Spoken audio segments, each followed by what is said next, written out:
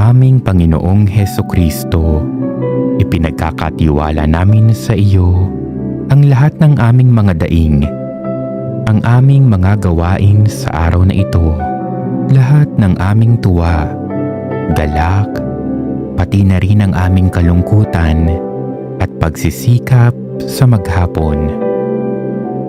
Kaisa ng iyong pagpapakasakit sa krus, nawa ang aming paggawa ng mabuti sa araw na ito ay maging kalugod-lugod sa iyong kamahal-mahalang puso.